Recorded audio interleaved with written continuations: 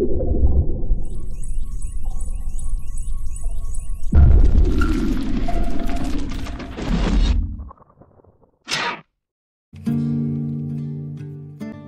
হুমায়ুন আহমেদের প্রিয় চরিত্রের একটি। যখন হুমায়ুন আহমেদ হিমুকে নিয়ে কিছু লেখেন, নিজেকে তার হিমু মনে হয়, এক ধরনের ঘোর অনুভব করেন। এই ব্যাপারটা অন্য কোনো লেখার সময় তেমন করে ঘটে না।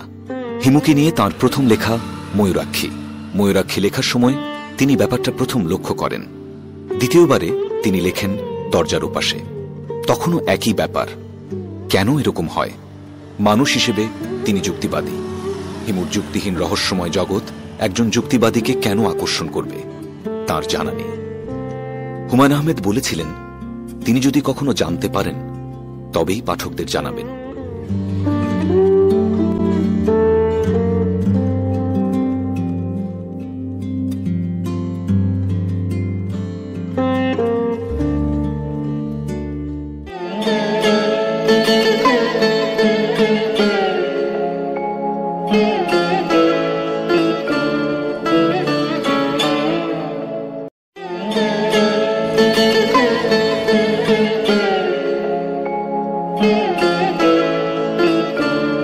আমি রূপাকে কখনো চিঠি লিখিনি।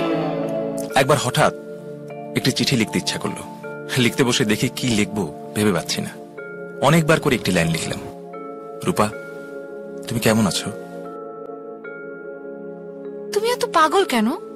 এতদিন পর একটা চিঠি লিখলে, তার মধ্যেও পাগলামি। কেন এমন করো? তুমি কি ভাবো এসব পাগলামি দেখে আমি তোমাকে আরো বেশি ভালোবাসবো? তোমার কাছে আমি হাত জোর করছি, স্বাভাবিক মানুষের মতো আচরণ করো। ওই দিন দেখলাম দুপুরের কড়া রোদে কেমন পাগলের মতো হাঁটছো, বিড়বিড় করে আবার কি সব যেন বলছো। দেখে আমার কান্না পেয়ে গেল। তোমার কি সমস্যা তুমি আমাকে বলো।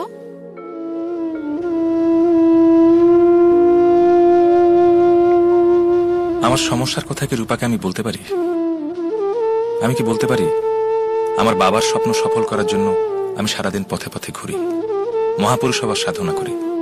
যখন খুব ক্লান্তি অনুভব করি তখন একটি নদীর স্বপ্ন দেখি। এইসব কথা রূপাকে বলার কোনো অর্থ হয় না। বরং কোনো কোনো দিন তরঙ্গিনী স্টোর থেকে তাকে টেলিফোন করে বলি, রূপা তুমি কি এক্ষুনি নীল রঙের একটা শাড়ি পরে তোমাদের ছাদে উঠে কার্নিশ ধরে নিচের দিকে তাকাবে? তোমাকে খুব দেখতে ইচ্ছে করছে, একটুখানি দাঁড়াও, আমি তোমাদের বাসার সামনের রাস্তা দিয়ে হেঁটে চলে যাব। আমি জানি রূপা আমার কথা বিশ্বাস করে না, তবু যত্ন করে শাড়ি পরে, চুল বাঁধে, চোখে কাজলের ছোঁয়া লাগিয়ে ছাদের কার্নিশ ধরে দাঁড়ায়। সে অপেক্ষা করে, আমি কখনো যাই না। আমাকে তো আর 10টা সাধারণ ছেলের মতো হলে চলবে না, আমাকে হতে হবে অসাধারণ। আমি সারাদিন হাঁটি, আমার পথ শেষ হয় না। গন্তব্যহীন যে যাত্রা, তার কোনো শেষ থাকার তো কথাও নয়। হেমু ভাইজান, আদা লেবু দিয়ে একখান কড়া কইরা চা কইরা দেই। চা খাবো না, সিগারেট দাও।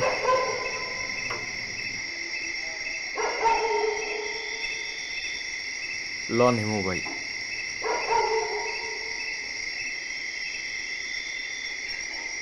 তারপর বজরু মিয়া, সব ভালো তো?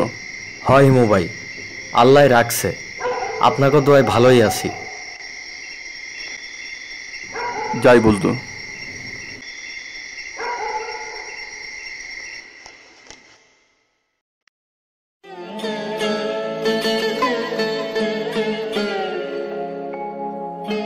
আমার মাথার ভেতর জটিল গবেষণামূলক আলোচনা আসি আসি করছে। তাকে প্রশ্রয় না দিয়ে আরাম করে কিছুক্ষণ ঘুমানো দরকার। পৃথিবীতে সবচেয়ে সুখী মানুষ কে? যার কাছে ঘুম আনন্দময়।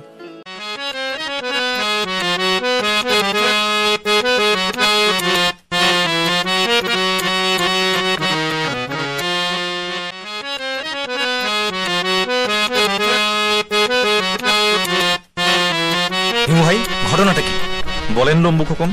কোন ঘটনা জানতে চাচ্ছেন? আপনার বিষয়ে জানতে চাই, আপনি কে? বিরাট ফিলোসফির প্রশ্ন করে ফেলেছেন। আমি কে? হাজার হাজার বছর ধরে মানুষ চেষ্টা করছে আমি কে প্রশ্নের উত্তর বের করতে পারেন। একজনকে উত্তর বের করে ফেললেই সবার বেলা সেটা খাটবে। আপনিও উত্তর চেষ্টা করতে পারেন, বকুল গাছের চারপাশে চক্কর দেবেন এবং বলবেন আমি কে, আমি কে। একদিনও হবে না, চেষ্টা চালিয়ে যেতে হবে। রবার্ট ব্রুস টাইপ চেষ্টা। রবার্ট ব্রুসকে জানেন? জি না। নিজেকে জানলেই ওনাকে জানবেন।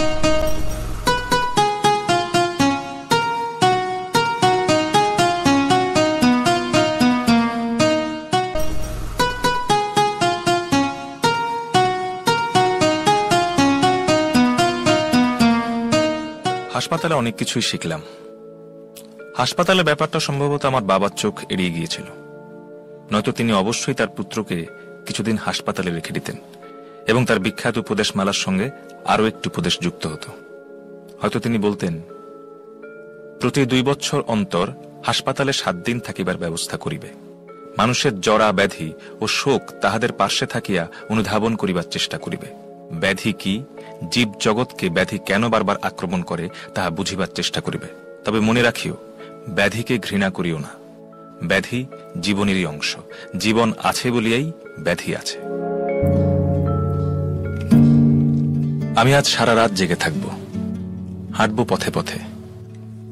কদিন ধরেই রাত 10টার দিকে লোডশেডিং হচ্ছে। কয়েক ঘন্টার জন্য এত বড় শহর ডুবে যাচ্ছে গাঢ় অন্ধকারে। আজও লোডশেডিং, কিন্তু আকাশ ভেঙে নেমেছে জ্যোৎস্না। সমস্ত শহর যেন ভাসিয়ে নিয়ে যাচ্ছে। আমার বাবা মহাপুরুষ গড়ার কারিগর। তার উপদেশমালায় অনেক কথাবার্তা লিখে গেছেন। সেখানে ঘুম বিষয়ে তিনি বলেছেন, ঘুমাইয়া রাত নষ্ট করিও না, দিনে নিদ্রা যাইবে, রাত কাটাইবে অনিদ্রায়, কারণ রাত্রি আত্ম অনুসন্ধানের জন্য উত্তম। জগতের সকল পশু নিশি যাপন করে। পশু মাত্রই নিশাচর, মানুষ এক অর্থে পশু। নিশি যাপন তার অবশ্য কর্তব্যের একটি। তোর ঘুমলে চলবে না। মহাপুরুষদের সবকিছু জয় করতে হয়। ক্ষুধা, তৃষ্ণা, ঘুম। ঘুম হচ্ছে দ্বিতীয় মৃত্যু। সাধারণ মানুষ ঘুমায়, অসাধারণরা জেগে থাকে। জ্যোৎস্না দেখতে দেখতে আমার হঠাৎ মনে হলো, প্রকৃতির কাছে কিছু চাইতে নেই, কারণ প্রকৃতি মানুষের কোনো ইচ্ছাই অপূর্ণ রাখে না।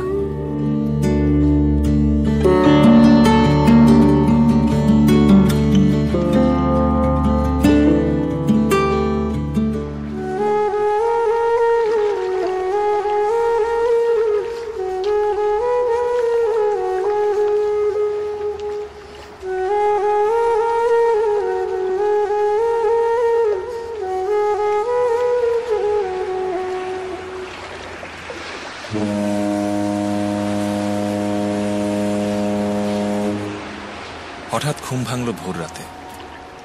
লঞ্চ চলছে। কখন যাত্রী উঠল, কখন লঞ্চ ছাড়লো কে জানে। হুহু বাতাসে রীতিমতো শীত ধরে গেছে। আকাশে থালার মতো বড় চাঁদ। নদীর দুপাশে গাছপালা চাঁদের আলোয় পরিষ্কার দেখা যাচ্ছে।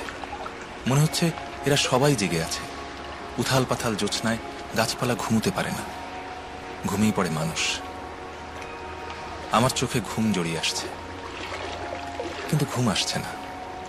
বারবারই মনে হচ্ছে একটা ছোট ভুল করা হয়েছে। ঢাকা ছাড়ার আগে রূপার সঙ্গে দেখা করে আসার দরকার ছিল।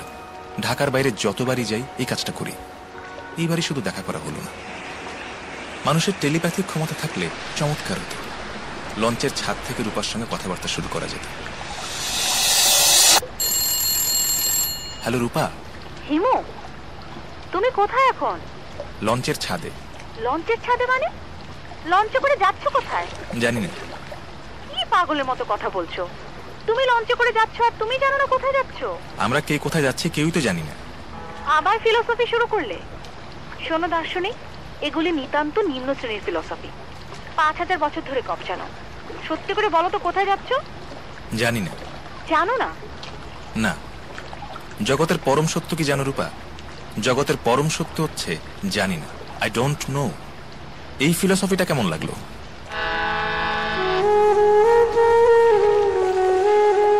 ঘুম এসে যাচ্ছে। কাল্পনিক কথাবার্তা আজকের মতো থাক। লঞ্চটা বড্ড দুলছে, রেলিং দেয়া নেই, গড়িয়ে পড়ে না গেলেই হয়।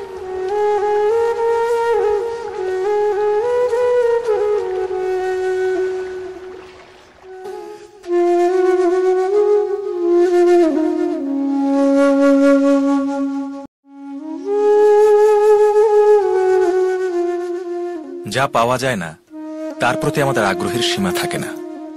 মেঘ আমরা কখনো স্পর্শ করতে পারি না বলেই মেঘের প্রতি মমতার আমাদের সীমা নেই।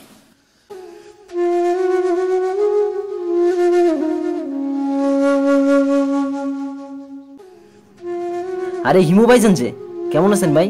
কোথায় ছিলেন এতদিন ভাই? এই তো কিসলু, তোর মা কেমন আছে? মা অনেক ভালো আছে ভাই। আপনি না থাকলে সেদিন হয়তো মাকে বাঁচাতেই পারতাম না। ভাই চলেন না একবার আমাদের বাড়িতে।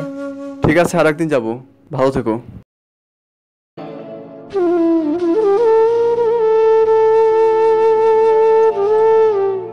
আমার বাবা তার খাতায় আমার জন্য যেসব উপদেশ লিখে রেখে গেছেন তার মধ্যে একটা শিরোনাম হচ্ছে নির্লিপ্ততা। তিনি লিখেছেন, পৃথিবীর সকল মহাপুরুষ এবং মহাজ্ঞানীরা এই জগৎকে মায়া বলে অভিহিত করিয়াছেন। আমি আমার ক্ষুদ্র বিবেচনায় দেখিয়াছি আসলেই মায়া। স্বামী ও স্ত্রীর প্রেম যেমন মায়া বই কিছুই নয়, ভ্রাতা ও ভগ্নীর স্নেহ সম্পর্কেও তাই। যে কারণে স্বার্থে আঘাত লাগিবা মাত্র স্বামী স্ত্রীর প্রেম বা ভ্রাতা ভগ্নীর ভালোবাসা কর্পূরের মতো উড়িয়া যায়। কাজেই তোমাকে পৃথিবীর সর্ববিষয়ে পুরোপুরি নির্লিপ্ত হইতে হইবে। কোনো কিছুর প্রতি তুমি যেমন আগ্রহ বোধ করিবে না, আবার অনাগ্রহ বোধ করিবে না। মানুষ মায়ার দাস, সেই দাসত্ব শৃঙ্খল তোমাকে ভাঙিতে হইবে। মানুষের অসাধ্য কিছুই নাই, চেষ্টা করিলে তুমি তা পারিবে। তোমার ভেতরে সে ক্ষমতা আছে।